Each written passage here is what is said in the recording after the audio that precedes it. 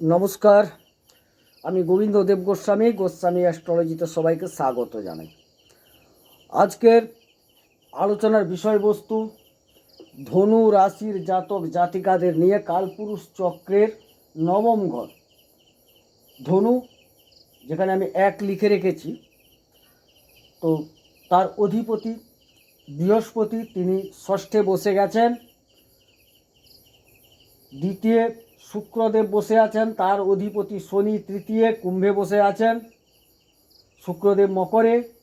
চতুর্থে রাহু বসে আছেন এবং মীন রাশি, এটা ওর অধিপতি ষষ্ঠে বৃষ রাশিতে বসে আছেন।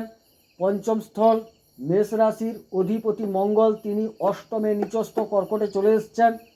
ষষ্ঠে বৃহস্পতি বসে আছেন, ষষ্ঠের অধিপতি শুক্র, তিনি দ্বিতীয় বসে গেছেন। সপ্তমের অধিপতি বুধ, অর্থাৎ মিথুন রাশির অধিপতি বুধ, তিনি দ্বাদশে। অষ্টমে মঙ্গল নিচস্থ অবস্থায় আছেন।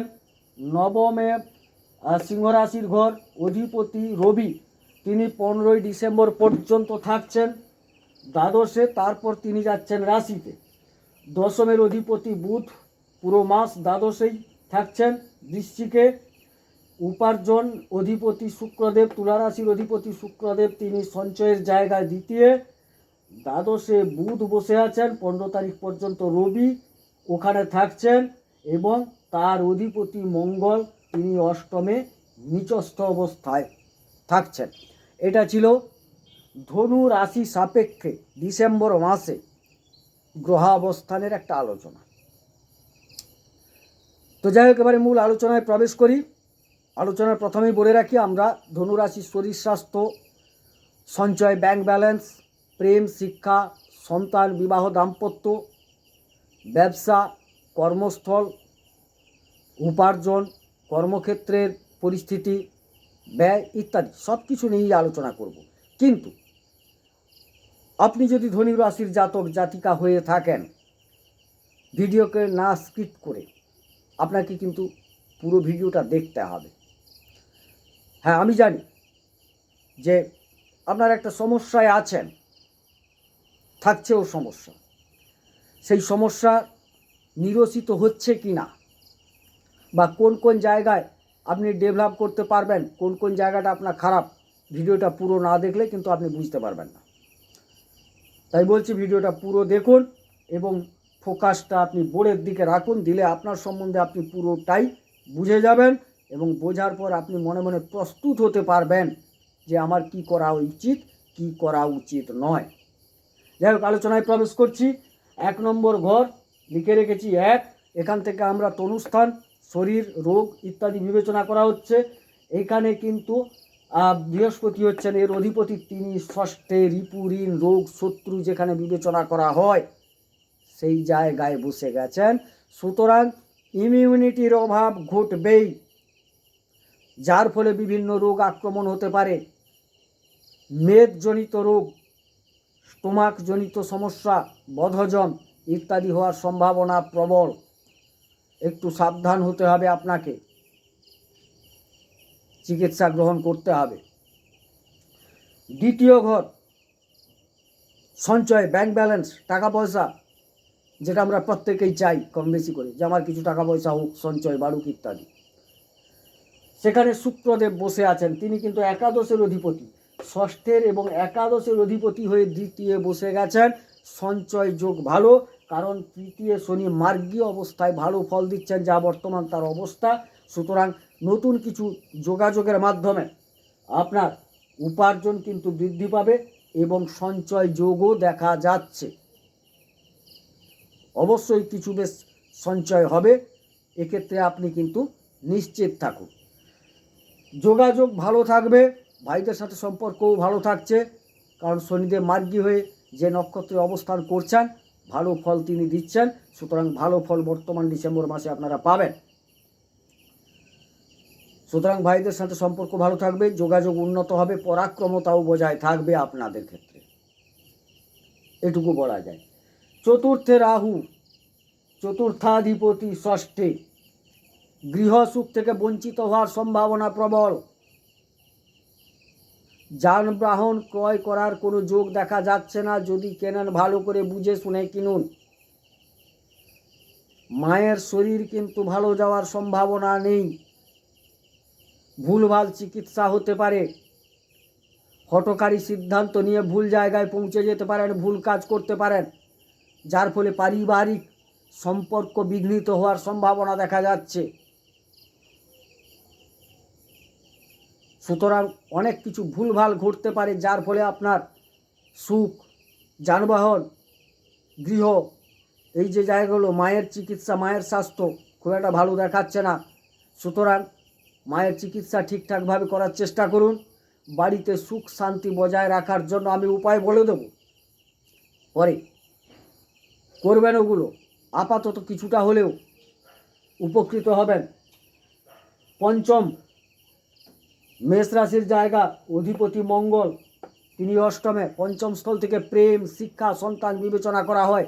দেখুন, প্রেমের ক্ষেত্র ভালো যায়, হঠকারিতা আসবে, প্রেমের মধ্যে বাধা তৈরি হবে, সমস্যা দেখা যাচ্ছে প্রেমের ক্ষেত্রে।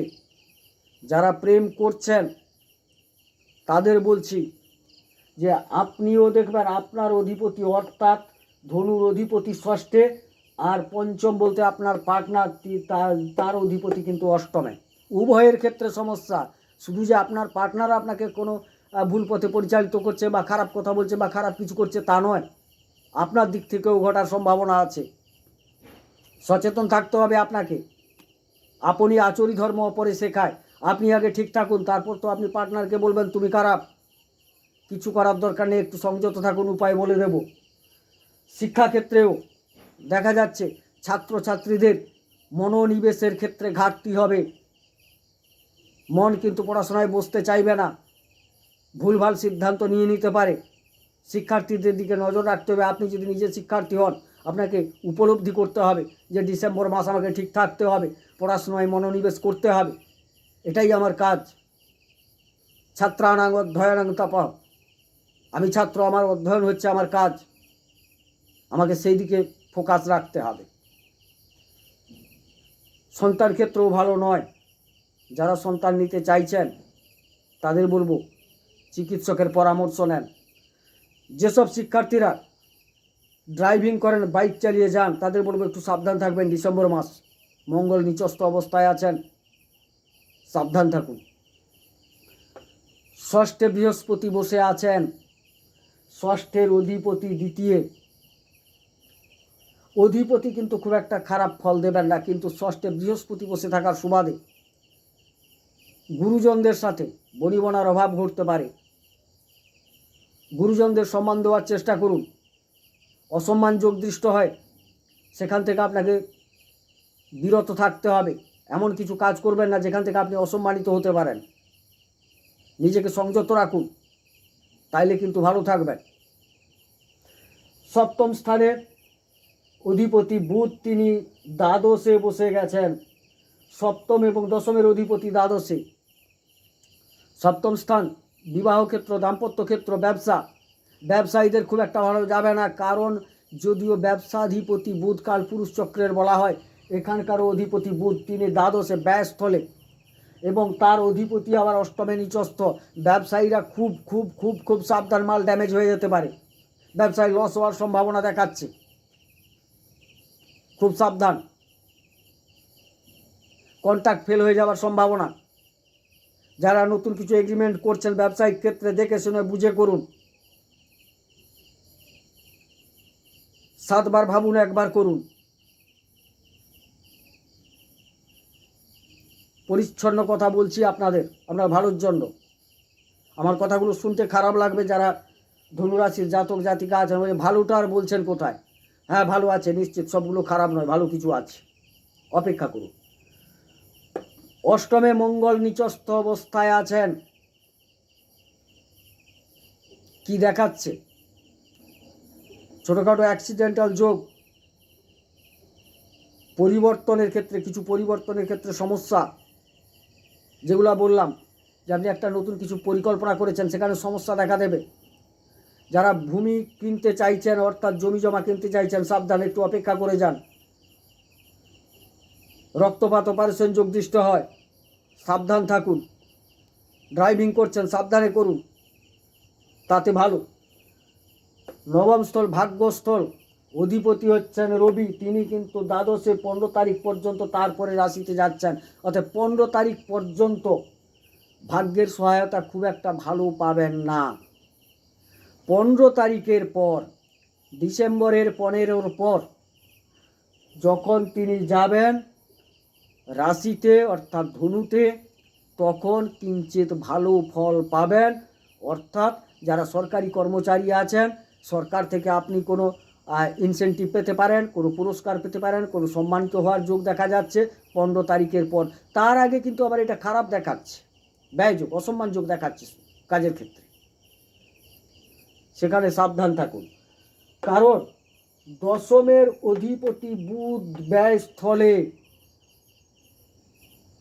এই যে বললাম 15 তারিখ পর্যন্ত পুরো মাস বুধ থাকছেন, তবুও বলবো বিশেষ করে 15 তারিখ পর্যন্ত তো অতি খারাপ একদম।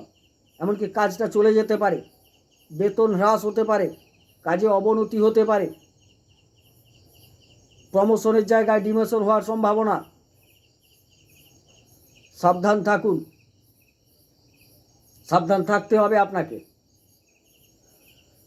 একাদশপতি দ্বিতীয়, হ্যাঁ, যারা কর্ম করছেন যাই উপার্জন না করুন না কেন, সেখানে একটা সঞ্চয় কিন্তু আপনার দেখাচ্ছে, যে সঞ্চয়টাকে আবার আপনার ক্ষতি করবে আবার মঙ্গল নিচস্থ অবস্থায় পূর্ণ দৃষ্টি রেখেছে, কিন্তু আপনার উপার্জন থেকে কিছু সঞ্চয় হবে। যে প্রফেশনে থাকুন, যাই কাজে থাকুন, যাই আপনার পারিবারিক খরচ থাক না কেন, তার মধ্যেও একটা সঞ্চয় যোগ দেখাচ্ছে। সুতরাং সঞ্চয় একটা হবে, এটুকু বলা যায়। আর ব্যয়স্থলের অধিপতি মঙ্গল অষ্টমে নিচস্থ, বারবার বলেছি রক্তপাত যোগ, সেখান থেকে কিন্তু ব্যয় কারেকশানটা দেখুন। ব্যয়ের অধিপতি মঙ্গল অষ্টমে, আবার তিনি দ্বিতীয় দৃষ্টি রেখেছেন সঞ্চয়ের ঘরে, সঞ্চয়ও হ্রাস করছেন মঙ্গল, ব্যয়ও করাচ্ছেন। যিনি ব্যয় করাবেন মানে সঞ্চয় হ্রাস হচ্ছে, তো কানেকশনটা এইরকম। সুতরাং আপনাদের আগে মঙ্গলকে ঠিক করতে হবে, রাশির অধিপতি ষষ্ঠে বৃহস্পতিকে ঠিক করতে হবে, এবং সপ্তম যারা ব্যবসায়ী লোক, সপ্তম তার অধিপতি, সপ্তম এবং দশমের অধিপতি বুধ, তিনি আবার ব্যয়স্থলে বসে গেছেন। আপাতত আপনাদের মঙ্গল, বৃহস্পতি, বুধ